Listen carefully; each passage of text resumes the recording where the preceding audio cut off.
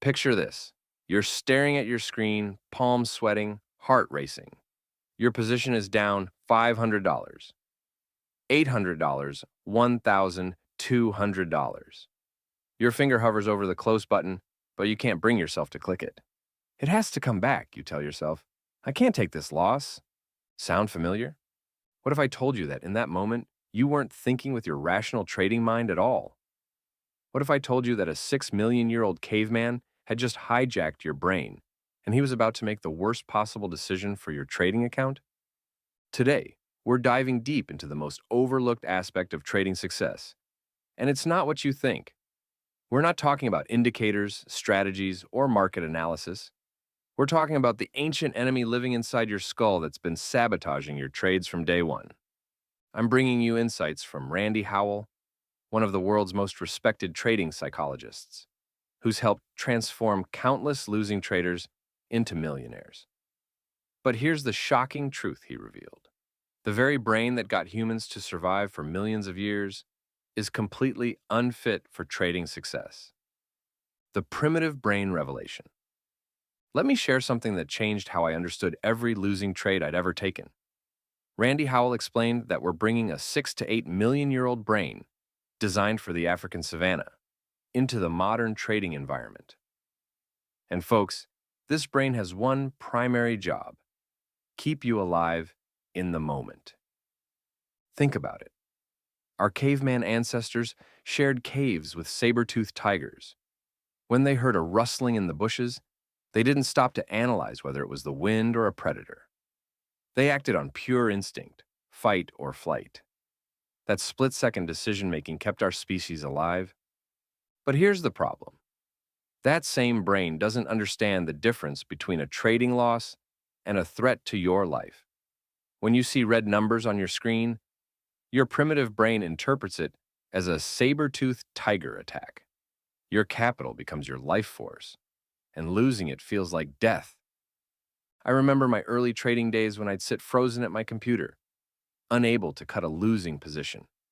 My body would tense up, my breathing would become shallow, and I'd feel this overwhelming sense of dread. I thought I was just stressed about money. But what Rande helped me understand was that my caveman brain was literally preparing me to fight for my survival. Here's the kicker. 95% of our daily decisions never even reach our conscious, thinking mind. They're made by this ancient emotional brain that's running on pure instinct. So when you think you're making rational trading decisions, you're often just being driven by prehistoric survival mechanisms, the probability versus certainty clash. This brings us to the core conflict that destroys most traders. Our minds are wired to believe we can control outcomes. We want certainty. We want to make things happen. This worked perfectly when hunting woolly mammoths. You either killed it or it killed you. Simple cause and effect. But trading? Trading is a game of probability, not certainty. And this is where most traders' minds completely break down. Rande shared a powerful example about this prehistoric wiring. When our ancestors found a woolly mammoth, they had to get cranked up, extremely excited and aggressive, to take down such a dangerous animal. That same cranking up happens when traders see a big opportunity. They overtrade, they risk too much, they get blinded by the potential reward while ignoring the risk. I've seen this countless times. Traders who spot what they think is a sure thing and suddenly throw their risk management out the window. They're not being reckless. They're being controlled by the same instincts that helped cavemen take down massive prey. But here's what your primitive brain doesn't understand. In trading, you can't force the market to do what you want. You can't wrestle it into submission. You can't intimidate it or outsmart it through sheer willpower. The market operates on probability, and your ancient brain simply cannot compute this reality. The shocking success statistics. Now, let me hit you with some numbers that might surprise you. Rande Howell revealed that only 2 to 3% of traders become consistently profitable. Let that sink in. Out of every 100 people who start trading, only 2 or 3 will actually generate wealth from it. But here's what's fascinating. Rande's individual coaching clients have a 30% success rate. That's a 10 times improvement over the general population. How is this possible? The answer lies in understanding that trading success isn't about finding the perfect strategy or reading the market correctly. It's about completely reorganizing your mind to function in an environment your brain was never designed for. Think about it this way. We're asking a survival machine to become a probability calculator. We're asking an instinct-driven system to embrace uncertainty. We're asking a brain that's designed to avoid losses at all costs to become comfortable with being wrong 40, 50, even 60% of the time. This is why most trading education fails. We focus on technical analysis, fundamental analysis, strategy development, all the external stuff. But we ignore the fact that the trader's mind is fundamentally incompatible with trading success. The alpha personality trap. Here's where things get really interesting, and this might hit close to home for some of you. Rande told me about working with highly successful entrepreneurs, people who had built and sold multiple companies for millions of dollars. These are alpha personalities, natural leaders, people who succeeded in business through sheer force of will, and they absolutely struggled with trading. One client had sold companies for 10, 20 times what he paid for them. He had millions in capital and decades of business success. But after 4 years of trading, he wasn't making any money. When Rande finally helped him become profitable, the client said something profound. "Rande, I realize I'm not willing to give up control. I'm really good at control. But trading requires me to give up control and accept that my power comes from my ability to perform." This is the alpha trap. In business, being aggressive, controlling outcomes, and forcing your will usually leads to success. But in trading, these same traits are death sentences. The market doesn't care about your track record. It doesn't care about your intelligence, your business success, or your determination. It operates on its own rules, and those rules are fundamentally different from everything else in life. I learned this the hard way. I came to trading with a background in competitive sports and business development. I was used to working harder, pushing through obstacles, and making things happen through persistence. But the market humbled me quickly. Every time I tried to force a trade, every time I refused to accept a loss, every time I doubled down on a losing position, the market punished me. The self-limiting beliefs that sabotage success. Now, let's talk about something that goes even deeper than primitive brain responses. Rande shared a story that perfectly illustrates how our childhood programming can sabotage our trading success decades later. He worked with a trader who had a high six-figure account. This guy had the capital, the knowledge, and the discipline to be successful. But there was one problem. Every time his account crossed into 7 figures, every time he made over $1 million, he would mysteriously lose money and drop back down to the high $600,000. This pattern continued for 10 years. 10 years of hitting the same ceiling and falling back down. When Rande dug deeper, he discovered that this trader had grown up in a blue-collar family in Detroit. His father worked in the automobile factories and constantly criticized executives who made too much money. At the dinner table, he heard over and over, "Nobody's worth $1 million." That belief, absorbed during childhood in a perfectly loving family, created an invisible ceiling that this trader couldn't break through. His unconscious mind wouldn't allow him to keep wealth that exceeded his deep-seated beliefs about what he deserved. This is just one example of how our early programming affects our trading. We carry beliefs about money, success, worth, and capability that operate completely below our conscious awareness. These beliefs determine our sense of what we deserve, what's possible for us, and what's safe to achieve. I've seen traders who sabotage themselves right before major breakthroughs. I've seen others who can't seem to hold on to profits because, deep down, they don't believe they deserve them. And I've seen traders who overtrade because they're trying to prove their worth through their performance. The accomplished loser concept. This brings us to one of Rande's most counterintuitive insights. Successful traders must become accomplished losers. This sounds completely backwards, right? We're taught that winners never quit, and quitters never win. But in trading, this mindset will destroy you. Here's what Rande means. In trading, you're going to lose. A lot. Even the most successful traders are wrong 40 to 60% of the time. But while they're wrong often, they're never wrong by much. They've learned to protect their capital, cut losses quickly, and wait patiently for the moments when they can make significant profits. Most traders have this completely backwards. They let small losses become big losses because they can't accept being wrong. Then, when they finally have a winning trade, they close it too early because they're afraid of losing their profits. The accomplished loser does the opposite. They accept small losses as the cost of doing business. They understand that each loss is just probability playing out.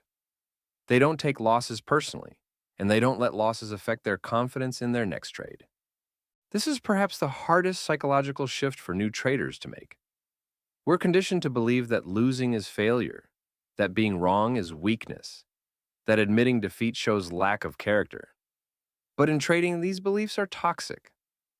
I remember the first time I truly understood this concept. I was in a position that went against me immediately. Instead of hoping and praying for it to come back, I cut it quickly for a small loss. 20 minutes later, I entered another trade that went my way for a much larger profit. The small loss was just the cost of finding the profitable opportunity. The business myth debunked. Before we continue, I want to address something you've probably heard countless times. Treat trading like a business. This advice is everywhere in the trading world, and Rande has some fascinating insights about why it's actually misleading. Yes, trading has business elements. You're transacting capital, tracking returns, and paying taxes on profits. But if you think you can bring the same mindset that makes you successful in business to trading, you're setting yourself up for failure. Business success often comes from being competitive, refusing to lose, controlling outcomes, and forcing your will upon circumstances. These traits create successful entrepreneurs, sales professionals, and executives. But they create failed traders. In business, persistence usually pays off.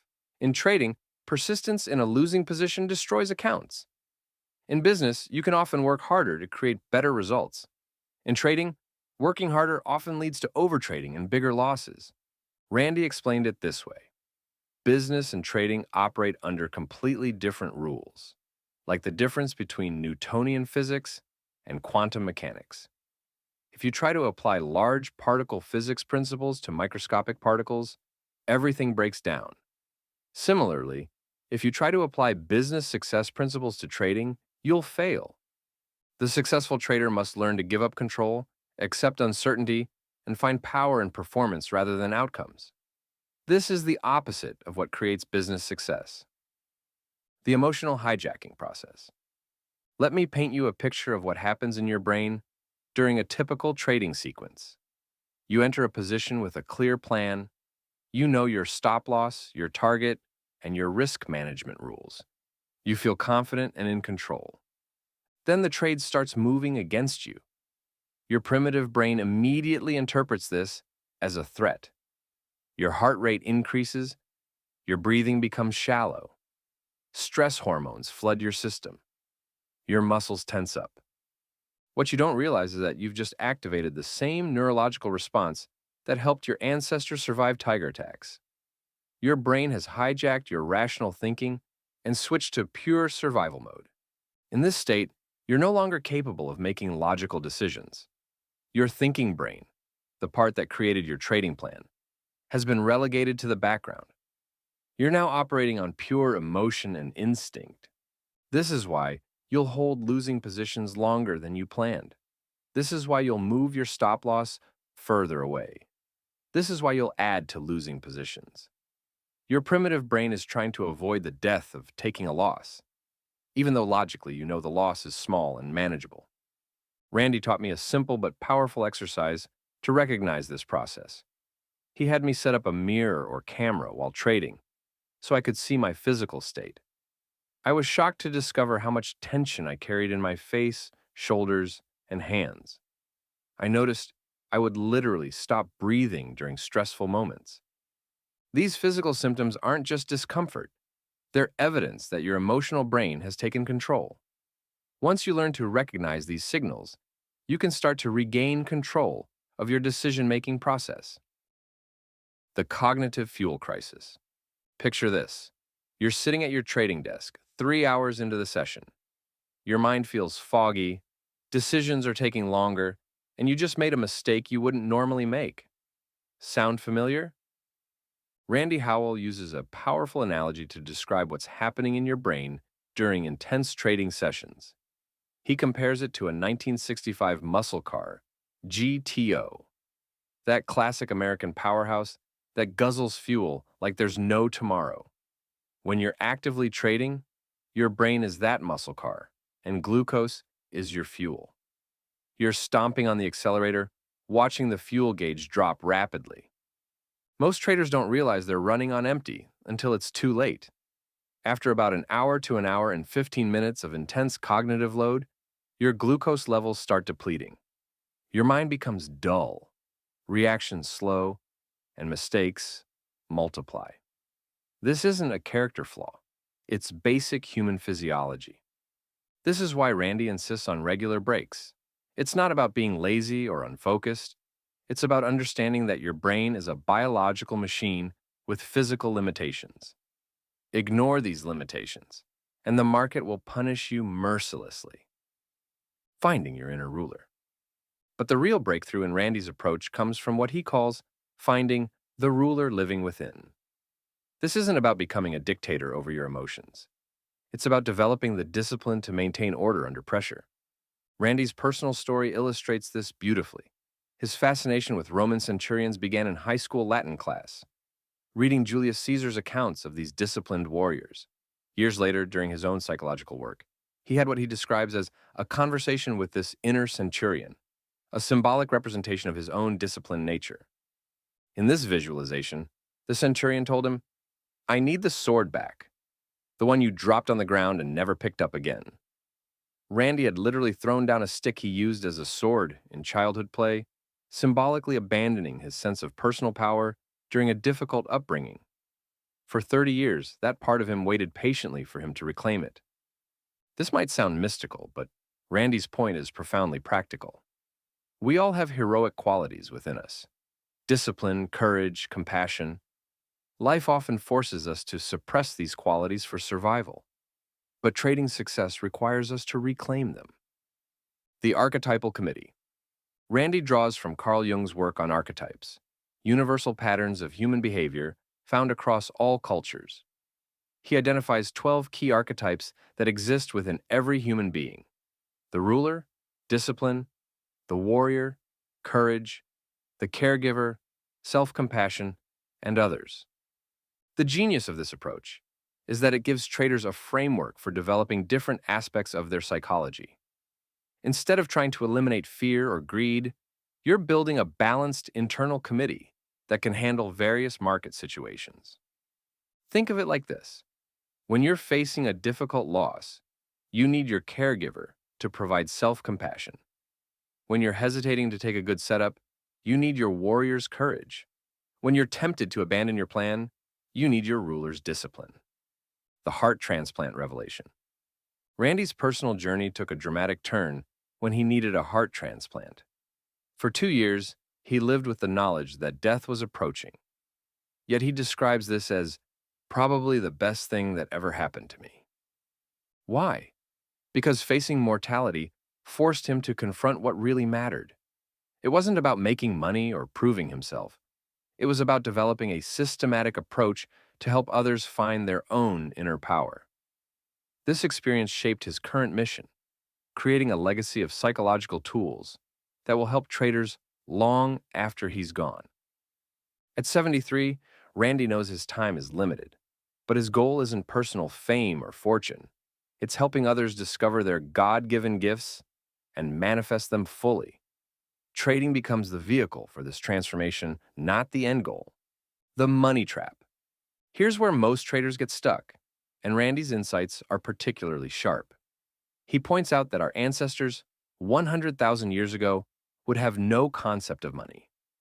Dump a truck full of cash in front of them, and they might use it as kindling for a fire. Yet our modern brains have created powerful symbolic connections between money and survival, power and status. These connections run so deep that they trigger our most primitive fears and desires. When you're trading, you're not just moving numbers on a screen. You're activating ancient survival programming. Rande shares a sobering statistic. In any trading community, only 2 to 3% are actually profitable. Yet, when you listen to traders talk, you'd think everyone was crushing it. This self-deception isn't just harmless bragging, it's actively preventing improvement. The solution isn't to eliminate these money beliefs, but to reorganize yourself around what Rande calls inherent worth. You are worthy of love and respect regardless of your trading performance. This isn't feel-good philosophy. It's a practical necessity for long-term success. Performance versus winning. Rande makes a crucial distinction that most traders miss. Trading isn't about winning and losing. It's about performing. Your job is to execute your plan consistently, regardless of individual outcomes. If you do this, you'll extract more capital from the market than you put in. He shares a story about David Dite, a highly successful trader who took an intuitive trade. When it didn't meet his predetermined criteria, he exited at a small loss. The next day, that same trade became the biggest winner of the month. His friends couldn't understand why he didn't stay in. For David, it was simple. It was an intuitive trade, and it didn't meet my criterion once I got in. The money, the prestige, the what if, none of that mattered. Only the process mattered. This is the difference between professional and amateur thinking. Amateurs get seduced by individual outcomes. Professionals focus on process consistency. The perfectionist's curse. Rande identifies perfectionism as one of the most dangerous trading personality types. In other professions, engineering, accounting, aviation, perfectionism is essential. But in trading, it's deadly. The perfectionist believes that if you just gather enough information, you can eliminate uncertainty. They miss trades because they're trying to accumulate more data for a better read on the market. They believe there's a magical combination of indicators that will guarantee success. But trading isn't about being right or wrong. It's about learning and performing your plan. The perfectionist's anxiety about being wrong actually prevents them from taking the very actions that could lead to success. Rande's advice: perfectionism must die. It's anxiety masquerading as diligence, and it will destroy your trading career. The breathing foundation. When Rande is asked for the simplest thing struggling traders can do, his answer is immediate: breathing. Specifically, diaphragmatic breathing in the presence of challenge. This isn't New Age nonsense. It's 4,500-year-old technology that Hindu gurus and yogis have been teaching for millennia. Rande used this technique when he was a therapist treating panic disorders. Patients could stop a full panic attack in 20 minutes using nothing but proper breathing. He recommends using a heart rate monitor while trading. Initially, you'll see your heart rate bouncing wildly, often over 100 beats per minute. But as you practice diaphragmatic breathing while observing your heart rate, you'll actually watch it stabilize in real time. The connection between breathing and heart rate is direct and immediate. Master this, and you have a tool that can calm your nervous system in the most challenging trading situations. The observer's advantage. Rande teaches what he calls second-order metacognition, becoming an observer observing the observer. You're not just watching your trades, you're watching yourself watching your trades. This creates psychological distance from your emotional reactions. Instead of being caught up in the fear of losing, you're observing, I notice that the fear of losing is gripping this trader. Why is that fear there? This isn't about eliminating emotions. It's about changing your relationship with them. You're no longer the emotion. You're the observer of the emotion. This shift in perspective is revolutionary for trading psychology. Reading the market's emotions. Rande worked with a trader who had an 8-figure account and 45-plus years of experience. This trader would look at charts and say, I see blood. I see retail traders hanging around this line. I'm going to give them a shake, scare them to death, and watch them run. This wasn't about having enough money to manipulate markets. It was about observing the emotional patterns within price action. Charts aren't just technical formations. They're emotional maps showing where fear, greed, and hope are concentrated. Before electronic trading, pit traders had a huge advantage because they could literally see these emotions playing out in real time. They watched for tells, the heavy breathing, the nervous glances, the body language of fear and greed. That information is still there in electronic markets, but it's hidden behind screens. Successful traders learn to read these emotional signatures in price action itself. The psychology debate. Rande addresses the common refrain: trading psychology is bullshit. All you need is a proper edge. His response is simple: are you profitable? Most people making this claim aren't profitable. They have an idea of what a tough trader looks like, someone who just powers through psychological challenges with willpower alone.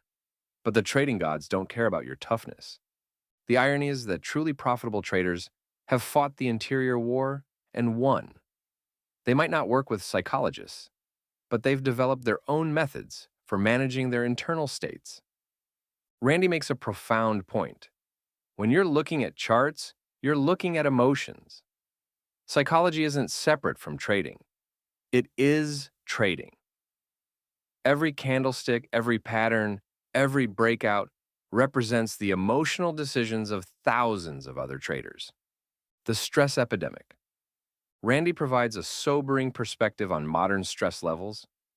Our ancestors spent 90% of their time in rest and digest mode, with only 10% in high-stress situations. Today, we've inverted this ratio. We're stressed 90% of the time and resting only 10%.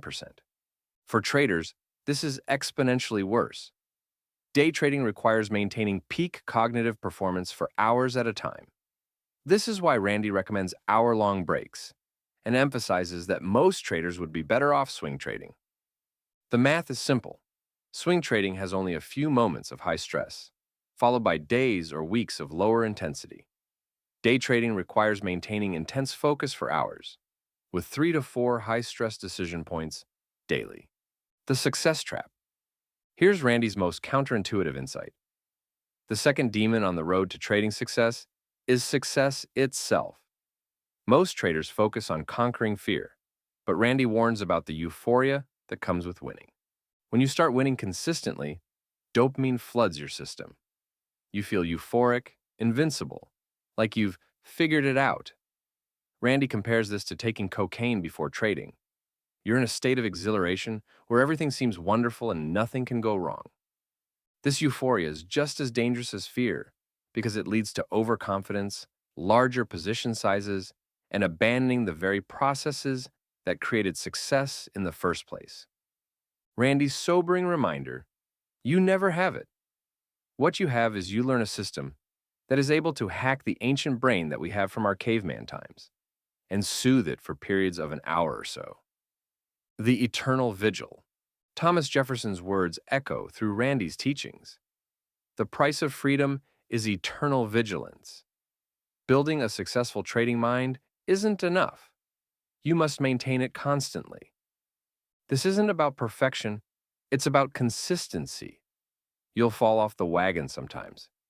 The key is having systems in place to recognize when you're drifting and tools to bring yourself back to center. Rande's work with traders often involves examining micro moments, quarter-second decisions during trade management. At this level, beliefs trigger emotional actions almost instantaneously. The work is about slowing down these reactions enough to make conscious choices. The ultimate truth. Rande's final insight cuts to the heart of trading psychology. Trading in a nutshell is about constantly managing your observation, discipline, and emotional soothing to maintain good thinking while having the courage to face your fears. This isn't a one-time achievement, it's a daily practice. Every trading session requires you to rebuild your mental state, check your internal committee, and recommit to your process. The market doesn't care about your psychology, but your psychology determines everything about how you interact with the market. Master this, and you don't just become a better trader, you become a more evolved human being. Randy's legacy isn't just about trading profits. It's about helping people discover their inner power and manifest their highest potential. Trading becomes the vehicle for this transformation, a daily practice in conscious evolution. The question isn't whether you'll face psychological challenges in trading, you will. The question is whether you'll develop the internal tools to meet these challenges with skill, discipline, and grace. Your trading success depends on it. More importantly, your growth as a human being depends on it. Hopefully, today's lesson provided you with a lot of insights and value. Please hit that like button and subscribe so you don't miss the next one. Oh, and let me know what the key takeaway was for you from Randy. See you next time.